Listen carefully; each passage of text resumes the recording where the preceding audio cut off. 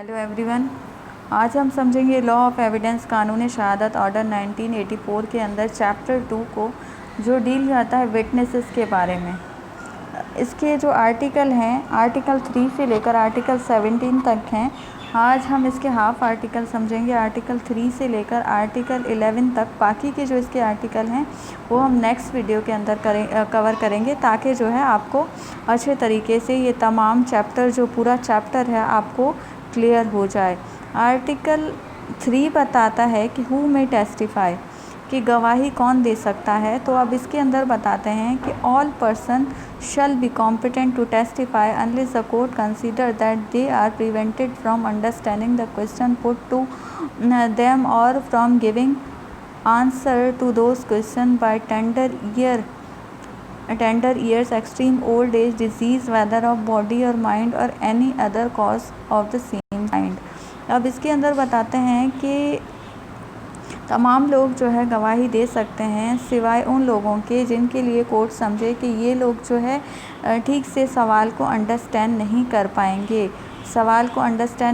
पाएंगे और जो है उसका रैशनल आंसर नहीं दे पाएंगे। तो फिर जो है ऐसे लोगों को जो है गवाही देने के लिए अहल नहीं समझा जाएगा, या फिर जो है उनको कोई इस तरह की जिस्मानी और जहनी बीमारी है जिससे वो ठीक तरीके से उस क्वेश्चन को समझ नहीं पा रहे हैं और उसका आंसर नहीं दे पा रहे हैं, तो फिर ऐसे लोगों को गवाही के लिए अहल नहीं समझा जाएगा। फिर मज़ीद इसके अंदर बताते हैं कि provided that the person shall not be competent to testify if he has been convicted by the court for perjury or giving false evidence। कि अब अगर कोई ऐसा बंदा है जो पहले किसी झूठी गवाही के जुर्म में जो है कन्विक्टेड रह चुका है, सज़ा याफ्ता रह चुका है, तो फिर ऐसे बंदे को भी जो है गवाही के लिए अहल नहीं समझा जाएगा और ऐसे बंदे से गवाही तलब नहीं की जाएगी। Provided further that the provision of the first proviso shall not apply of a person about whom the court is satisfied that he has repented thereafter and mended his ways। कि फर्स्ट प्रोवाइज़ो जो है इस पर apply नहीं होती है कि अगर कोई बंदा जो है, सेकंड प्रोवाइज़ो पर अप्लाई नहीं होती है कि अगर जो है कोई बंदा पहले झूठी गवाही के जुर्म में जो है कन्विक्टेड रह चुका है, पर उसने जो है अब जो है अपना रास्ता तब्दील कर लिया है, अब एक अच्छा इंसान बन गया है, कोर्ट को लग रहा है कि वो अब जो है एक अच्छा इंसान बन गया, अब अगर वो गवाही देगा तो फिर जो है वो सच्चाई पर मबनी होगी, तो फिर जो है ऐसे पर्सन से गवाही तलब की जा सकती है। Provided further that the court shell determine the competence of a witness in accordance with the qualification prescribed by the injunction of Islam is laid down the Holy Quran and Sunnah for a witness, and where such witness is not forthcoming the court may take the evidence of the witness who may be available। अब इसके अंदर बताते हैं कि अगर जो गवाह है उसके लिए ज़रूरी है कि जो है वो कुरान और सुन्नत के मुताबिक जो है अपनी रिक्वायरमेंट पूरी करता हो। मतलब किसी गवाह के लिए अदालत ये भी देखेगी कि इस्लाम, कुरान, सुन्नत के मुताबिक जो है वो अपनी रिक्वायरमेंट पूरी करता है कि नहीं करता है। अगर कोर्ट को कोई ऐसा विटनेस नहीं मिल सकता है तो फिर उस वक्त जो अवेलेबल विटनेस होंगे तो फिर जो है कोर्ट उन पर ही जो है रिलाई करेगी। अब मज़ीद बताते हैं, इसकी जो एक्सप्लेनेशन बताते हैं कि a lunatic person not incompetent to testify, he is prevented by his lunacy from understanding the question put to him and giving rational answer to them। कि अगर कोई ल्यूनेटिक बंदा है तो फिर उसकी जब तक जो है ल्यूनेसी ख़त्म नहीं हो जाती है तब तक वो गवाही के लिए अहल नहीं समझा जाएगा, जब तक कोर्ट को यकीन ना हो जाए कि अब जो है ये रैशनल आंसर देने के काबिल है। Article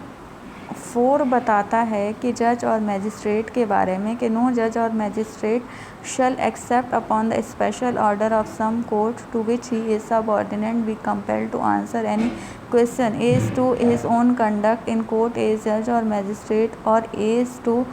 anything which come to his knowledge in court as his judge or magistrate, but he may be exempt as as to other matter which occurred to his presence whilst he was acting. کہ اب اگر کوئی جج یا magistrate ہے تو اس کے conduct کے بارے میں بھی جو ہے کوئی سوال نہیں کیا جا سکتا ہے، سوائے ایک صورت پہ کہ اگر جو ہے جس کے انڈر وہ سب آرڈیننٹ، مطلب جس کے وہ سب آرڈیننٹ ہے، تو اس جو اعلیٰ عدالت ہے جس کے انڈر وہ سب آرڈیننٹ ہے، صرف وہی جو ہے اس سے کوئی سوال کر سکتی ہے کسی کنڈکٹ کے متعلق جو ہے اگر ان کی نالج میں آتا ہے اس جج اور میجسٹریٹ کے بارے میں، کم ٹو ہز نالج، اگر کوئی ان کے نالج میں کوئی اس جج اور میجسٹریٹ کے کنڈکٹ کے بارے میں کوئی ایسی بات آ جاتی ہے، تو پھر جو اعلیٰ عدالت ہوگی وہی جو ہے ان سے کوئی سوال کر سکتی ہے. جس طرح سے اگر ہائی کورٹ ہے تو پھر اس سے جو ہے سپریم کورٹ کر سکتی ہے، اگر سیشن کورٹ ہے تو پھر اس سے جو ہے ہائی کورٹ کوئی اس طرح سے ڈسٹرکٹ کورٹ کوئی جو ہے سوال کر سکتی ہے جس کے ماتحت جس کے سب آرڈیننٹ وہ کورٹ ہے. اب آرٹیکل 5 بتاتا ہے کہ communication during marriage, no person who is or has been married shall be compelled to disclose communication made to him during marriage by any person to whom he is or has been married, nor shall he be permitted to disclose any such communication unless the person who made it or his representative interest consent, except in his between married person or proceeding in which one married person is prosecuted for any crime committed against the other. کہ اگر کوئی married person ہے تو ان کے درمیان جو private گفتگو ہوتی ہے اس کو بھی ڈسکلوز نہیں کیا جا سکتا ہے، نہ ہی اس کے لیے جو ہے کورٹ پرمیشن دے گی. اب اس کے اندر یہ بھی بتایا ہے کہ نہ ہی اس طرح کی گفتگو کے لیے جو ہے کورٹ ان کو پرمیشن دے گی کہ جو ان کے دوران مطلب ان کی جو پرائیویٹ جو سیکریٹ گفتگو ہے جو ڈیورنگ میرج جو ہے ان کے درمیان کوئی ایسی بات ہوئی ہے، تو پھر نہ ہی جو ہے ان کو کمپیل کیا جا سکتا ہے کوئی ایسی بات ڈسکلوز کرنے کے لیے، نہ ہی جو ہے کورٹ ان کو پرمیشن دے گی کوئی ایسی بات ڈسکلوز کرنے کے لیے. پر جب جو ہے کوئی ان میں سے کوئی ایک کی کوئی ڈیتھ ہو جاتی ہے، ہسبینڈ وائف میں سے کسی ایک کی ڈیتھ ہو جاتی ہے، تو پھر ان کے جو ریپریزنٹیٹیو ہوتے ہیں ان کے انٹرسٹ کے لیے، ان کے فائدے کے لیے اگر کوئی ایسی بات کو ڈسکلوز کیا جا سکتا ہے جس سے کوئی کرائم جو ہے پروو ہو رہا ہو، کہ ان دونوں میں سے کسی نے اگر کوئی ایسا کرائم کیا ہے تو اس بات کو ڈسکلوز کرنے سے جو ہے اس کا کوئی پروف مل رہا ہو جو ہے ریپریزنٹیٹیو کے انٹرسٹ کے لیے، مطلب فائدے کے لیے ہے ان کی کانسینٹ سے، تو پھر جو ہے اس کو ڈسکلوز کیا جا سکتا ہے. پھر آرٹیکل 6 بتاتا ہے کہ evidence as to affair of state, no one shall be permitted to give any evidence derived from unpublished official record relating to any affair of state except with the permission of the officer of the head of the department concerned, who shall give or withhold such permission as he think fit. کہ اب یہ ریاست کے بارے میں بتاتے ہیں کہ ریاست کے جو کانفیڈینشیل معاملات ہوتے ہیں ان کے بارے میں جو ہے کوئی ان کے اوپر جو ہے کسی شخص کو گواہی دینے کے لیے مجبور نہیں کیا جا سکتا ہے، جو ریاست کے معاملات ہوتے ہیں، جب تک جو ہے اس کی اجازت نہ مل جائے. اب جو اس کی اجازت کون دے گا؟ جو اس کا ہیڈ آف دا ڈپارٹمنٹ ہوگا. جو ہیڈ آف دا ڈپارٹمنٹ ہوگا وہ اس سے اس بات کی پرمیشن لینا جو ہے ضروری ہے. اگر اس طرح کا کوئی ایسا ان پبلش ریکارڈ ہے، کوئی ریاست کے متعلق جو ہے کوئی اس طرح کا جو ہے ان پبلش ریکارڈ ہے، تو پھر جو ہے کوئی اس طرح کی گواہی دینے کے لیے کسی کو مجبور نہیں کیا جا سکتا ہے. جو اس ریاست کے معاملات کے بارے میں کوئی اس طرح کی گفتگو ہے تو اس کو ڈسکلوز کرنے کے لیے نہیں کہا جا سکتا ہے جب تک جو ہے اس کے ہیڈ آف دا ڈپارٹمنٹ سے پرمیشن نہیں لی جائے گی. اب اس کے اندر بتاتے ہیں کہ کوئی اس طرح کا ریکارڈ ہے جس کے اندر انکلوڈ ہے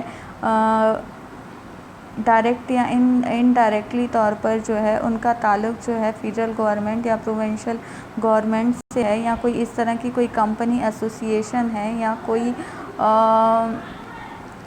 کوئی کمپنی ہے، یا کوئی ایسوسیشن ہے، یا کوئی اسٹیچوری باڈی ہے جس کا، یا کوئی کارپوریشن ہے جس کا ڈائریکٹلی یا انڈائریکٹلی طور پر جس کا تعلق فیڈرل گورنمنٹ سے ہے یا پروونشل گورنمنٹ سے ہے، تو ان کے بارے میں یہ بات کی جا رہی ہے۔ اب آرٹیکل 7 بتاتا ہے کہ official communication, no public officer shall be compelled to disclose communication made to him in official confidence when he considered that the public interest would be suffer by the disclosure، کہ کوئی اگر public officer ہے تو اس کو بھی جو ہے مجبور نہیں کیا جا سکتا ہے کوئی اس طرح کی گفتگو کو ڈسکلوز کرنے کے لیے جس سے جو ہے پبلک انٹرسٹ سفر کرے، جس سے پبلک انٹرسٹ کو کوئی نقصان ہو، اس بات کو ڈسکلوز کرنے سے کسی پبلک انٹرسٹ کو کوئی نقصان پہنچ رہا ہے تو پھر ایسی بات کو ڈسکلوز نہیں کیا جا سکتا۔ آرٹیکل 8 بتاتا ہے کہ انفارمیشن ایز ٹو کمیشن، کہ no magistrate or police officer shall be compelled to say whence he got any information as to the commission of any offence, and so remaining officer shall be compelled to say whence he got any information as to the commission of any offence against the public revenue، کہ کوئی اگر magistrate ہے یا پھر کوئی police officer یا پھر جو ہے کوئی ریونیو آفیسر ہے، اس کو جو ہے کمپیل نہیں کیا جا سکتا ہے اس بات کے لیے کہ اگر کوئی کرائم ہوا ہے، اگر کوئی کمیشن اس طرح کا ہوا ہے تو پھر اس کا جو انفارمر ہے اس کا نام بتانے کے لیے جو ہے کسی کو کمپیل نہیں کیا جا سکتا ہے کہ اس بارے میں آپ کو انفارمیشن کس نے دی ہے، کیونکہ ہمیشہ جو انفارمر ہوتا ہے وہ اس کو جو ہے کانفیڈینشیل رکھا جاتا ہے، تو پھر اس کو جو ہے ان کو کمپیل نہیں کیا جا سکتا ان کے بارے میں اس کے بارے میں بتانے کے لیے۔ اب یہاں ریونیو آفیسر سے مطلب ہے کہ تمام جو امپلائی ہوتے ہیں ریونیو آفس کے اندر، تمام امپلائی ہوتے ہیں، ان کے متعلق اس برانچ میں جتنے بھی لوگ ہیں ان تمام کو جو ہے اس کے اندر انکلوڈ کیا گیا ہے۔ اب آرٹیکل 9 بتاتا ہے کہ پروفیشنل کمیونیکیشن، کہ اگر ایڈوکیٹ، اگر کوئی وکیل ہے یا پھر جو ہے کوئی اس کا کلائنٹ ہے، ان دونوں کے درمیان ڈیورنگ پروسیڈنگ کوئی گفتگو ہوتی ہے، اگر جس طرح سے کوئی وکیل ہے اپنے کلائنٹ کو کوئی ایڈوائس دیتا ہے تو پھر جو ہے ان چیزوں کو ڈیورنگ پروسیڈنگ جو ہے ان باتوں کو ڈسکلوز کرنے کے لیے ان کو مجبور نہیں کیا جا سکتا ہے،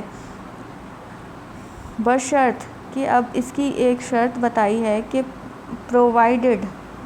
that the nothing in this article shall be protect from disclosure، کہ اس بات کے اگر کوئی ایسی بات سامنے آ جاتی ہے تو پھر یہ آرٹیکل اس کو پروٹیکٹ نہیں کرتا ہے۔ یہ 2 پوائنٹ بتائے ہیں اس کے لیے کہ نمبر 1 بتایا ہے کہ any such commission made in furtherance of any illegal purpose، اگر جو ہے کوئی ایسا کام ہو رہا ہو جو اللیگل پرپز کے لیے ہے، جس کا پرپز اللیگل ہے، یا پھر جو ہے کوئی ایسا فیکٹ ہے، any fact observed by the advocate in the course of his employment is such showing that any crime or fraud has been committed، کہ اگر وکیل جو ہے یہ آبزرو کرتا ہے، اس کو ایسا لگتا ہے کہ یہ اس کا جو کلائنٹ ہے کوئی فراڈ یا کوئی کرائم جو ہے کمٹ کرنے جا رہا ہے، تو پھر وکیل کو ایسا کرنے کے لیے جو ہے باؤنڈ نہیں ہے، مطلب وہ اس کو پھر جو ہے ایسی بات کو ڈسکلوز کر سکتا ہے کہ جس سے اس کو لگے کہ اس کا جو کلائنٹ ہے کوئی کرائم یا کوئی فراڈ کمٹ کرنے جا رہا ہے۔ فار ایگزامپل کہ کسی کلائنٹ نے اپنے وکیل سے کہا کہ میں جو ہے کسی کی پراپرٹی جو ہے کی پوزیشن حاصل کرنا چاہتا ہوں، اور اس کے لیے مجھے جو ہے فورج ڈاکیومنٹ کی ضرورت ہے، کوئی اس طرح کے فورج ڈاکیومنٹ بنا کے دیں جس سے جو ہے میں کسی کی پراپرٹی کو جو ہے حاصل کر سکوں اللیگلی طور پر، مطلب کچھ اس طرح کا فراڈ کر سکوں، تو پھر جو ہے وکیل جو ہے اس بات کو ڈسکلوز کر سکتا ہے اپنے کلائنٹ کی۔ اب آرٹیکل 10 بتاتا ہے کہ article 9 to apply to the interpreters کہ اب جو آرٹیکل 9 بتایا ہے وہ آرٹیکل 10 پر بھی اپلائی ہوتا ہے. انٹرپریٹرس مطلب اپوزٹ پارٹی، جو اپوزٹ پارٹی ہے ان کے اوپر بھی وہ بات اپلائی ہوتی ہے کہ جو وکیل اور کلائنٹ کے درمیان جو ان کی سیکریٹ گفتگو ہوتی ہے تو اپوزٹ جو پارٹی ہے ان کو کوئی اختیار نہیں ہے کہ وہ جو ہے وہ اس بات کو ڈسکلوز کروا سکیں، اس بات کو وکیل کو کمپیل کر سکیں، یا جو کوئی وکیل کا کلرک ہے یا سرونٹ ہے تو وہ اس کو کمپیل نہیں کر سکتا ہے وہ بات کو ڈسکلوز کرنے کے لیے. آرٹیکل 11 بتاتا ہے کہ privilege not waived by the volunteering evidence کہ اب اس کے اندر بتایا ہے کہ اگر کوئی شخص اپنی پرائیویٹ گفتگو اپنی مرضی سے عدالت میں بیان کرنا چاہتا ہے تو اس کو اجازت دی جائے گی، مگر وہ بات بھی وہ عدالت کے اندر جو ہے اوپنلی طور پر ایکسپریس نہیں کر سکتا ہے. اگر کوئی ایسی گفتگو کو آرٹیکل 9 کے تحت جس کو پروٹیکشن حاصل ہے، اگر کوئی وکیل یا پھر کوئی جو ہے فریق بطور شہادت پیش کرنا چاہتا ہے تو اس کا مطلب کہ وہ جو پروٹیکشن اس کو حاصل ہے آرٹیکل 9 کے تحت وہ جو ہے اس کو حاصل نہیں کرنا چاہتا ہے.